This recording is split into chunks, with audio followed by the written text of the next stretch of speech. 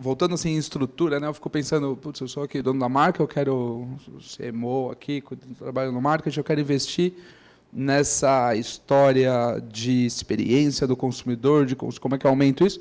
Só que como é que eu aprovo isso internamente? Como é que eu tenho linha de budget de algo que eu não sei se vai dar certo ainda ou não? Como é que funciona essa estrutura interna? E volto para aquela primeira pergunta. De repente, o People pode começar a falar como é que funciona essa estrutura interna. Eu primeiro ter uma área, quem são essas pessoas, como que elas estão organizadas, né? Você comentou que, de repente, ali tinha embaixo de uma estrutura de tecnologia especificamente. Tem outros lugares que eu vejo que tem um estatístico, um matemático meio que espalhado em cada uma das áreas. Como é que isso você entende que o mercado, menos cada uma das empresas, mas o mercado está estruturando isso e está criando essas linhas de budget, porque é um investimento que a gente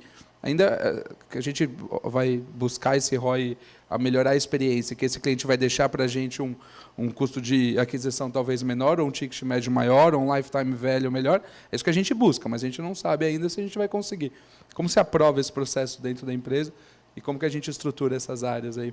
Como que você vê que o mercado está caminhando para isso?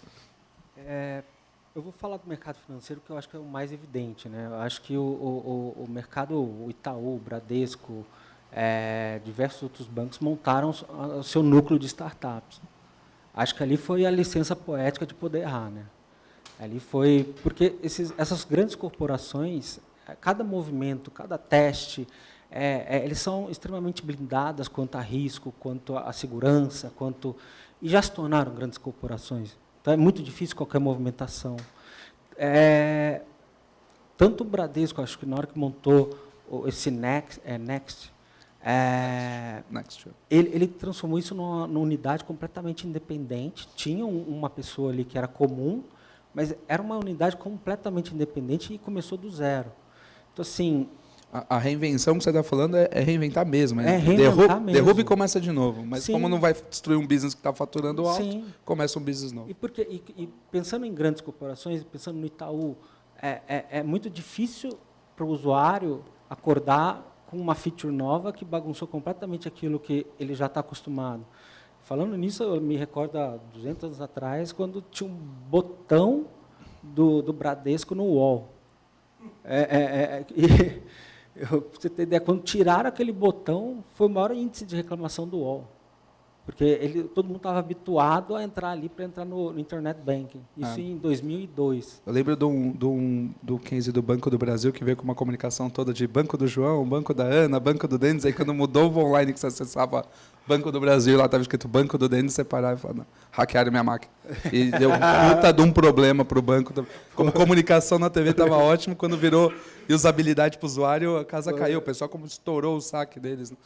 Tinha que tirar rápido disso. Eu tive a oportunidade de trabalhar muito próximo com Netflix, num passado recente aí, e numa visita lá na estrutura deles, lá nos Estados Unidos, os caras mostrou que, putz, eu não sou super fã de música, tá? E meu gosto musical é péssimo.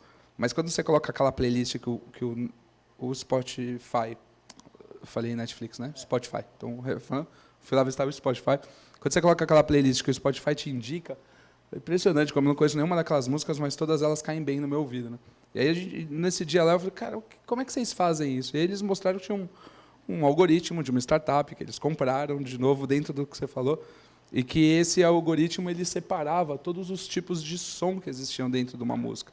Então, vou aqui na minha licença poética e no pouco conhecimento do musical, mas qual é o tom do cantor? Como que ele chega no agudo e tudo mais? Como que está a guitarra, como é que está a bateria, ele separava esse algoritmo, todos os instrumentos, davam um score para cada um e buscavam músicas que tinham o mesmo jeito e o mesmo tom em cada um dos instrumentos para montar a tua playlist. Aí caramba, como que data está influenciando tanto numa experiência, porque quando você joga lá, fica agradável para você. Pelo menos essa é uma experiência que eu tenho com eles. Como que... Construção de marca.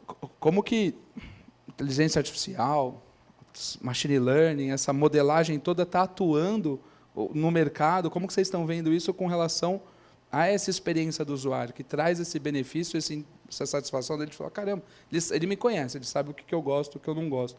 Ele me traz uma experiência bacana, às vezes de navegação, como a gente está falando. Como que vocês estão vendo a implementação dessas tecnologias? E aí pode vir para cá, de repente, dessas tecnologias para a experiência de usuário. Tá.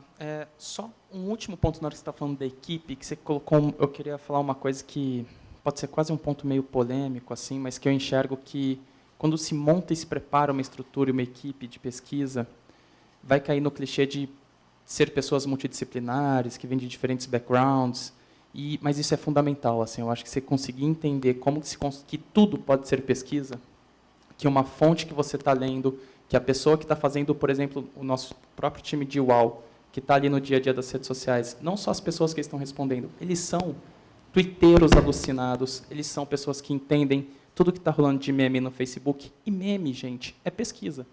Meme, o que você está vendo que está bombando no Brasil, que está bombando no mundo, é o que pode te ajudar a construir uma marca, é o que pode te ajudar a construir uma mensagem, falar com as pessoas de uma linguagem muito real e próxima.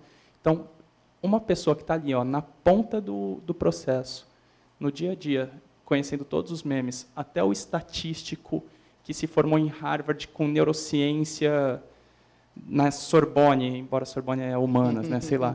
Essa pessoa também é tão importante no processo do todo para ter dado, porque todos os dados funcionam. Para interpretar esse dado para uma tomada de decisão Perfeito. mais bacana. E cada um para um fim, para uma mensagem diferente. Bom. Agora, respondendo a sua pergunta do machine learning, dos dados, eu acho que esse ponto, a gente acaba entrando também em outras questões um pouco mais sérias, que entra a privacidade, que entra a experiência que o Spotify constrói, que é a própria experiência que a Netflix também consegue construir de recomendação para você, você não se sente tão intrometido, né? Você não se sente tão invadido quanto a experiência, muitas vezes, que vem do próprio Facebook, que você está falando aqui da Nike, você abre e tem uma propaganda da Nike. Né? Então, é você entender direito como você usa a construção dos algoritmos e do machine learning a favor de uma história que beneficie de verdade o usuário e não faça ele se sentir invadido. Isso é uma linha muito tênue que eu acho que poucos lugares conseguiram construir. Mas só que conseguir passar essa história, conseguir passar essa experiência de uma maneira que soe natural e que soe exatamente como aquilo que ela estava precisando e que não necessariamente tenha que ter esse fim de conversão, às vezes, porque muitas vezes fica focado só no fim de conversão. Né? O funil de conversão é muitas vezes relacionado à programática, relacionado à performance, à ROI, mas você conseguir usar os dados também no começo do processo, no de contar uma história que a pessoa não conhecia, no de começar a construir uma marca, de começar a construir um outro tipo de verdade, um tom emocional que não seja necessariamente o compre aqui esse tênis que você estava falando agora. Eu acho que isso é muito importante. É nesse caminho que essas marcas como Spotify, Netflix começaram a construir e entenderam como é que os dados podem ser muito mais favoráveis do que necessariamente esse outro lado, que é o da invasão de privacidade. Boa. No caso da MarketUp, a gente ainda não chegou em questões como inteligência artificial e coisas do gênero. O que a gente está investindo bastante agora é a questão de chatbot, principalmente para conseguir fazer um atendimento ao usuário de maneira mais eficiente. Não é moleza você ter 100 mil empresas potencialmente te perguntando todo dia N dúvidas. O chatbot é bem polêmico quando a gente fala de uma boa experiência, hein? Sim, até por isso que a gente, diga assim, está, diria que, demorando para entrar nessa modernidade, porque a gente faz questão até hoje de ter as pessoas, de ter humanos entendendo exatamente as dúvidas desse cara, porque não existe não existem muitas informações sobre as dúvidas que esses usuários têm. A gente está construindo um RP do zero e muita coisa é novidade para nós também. Mas a gente começou a chegar num nível em que muitas respostas podem ser um pouco mais automatizadas. E é nesse estágio que a gente está. Então, vou dar um exemplo.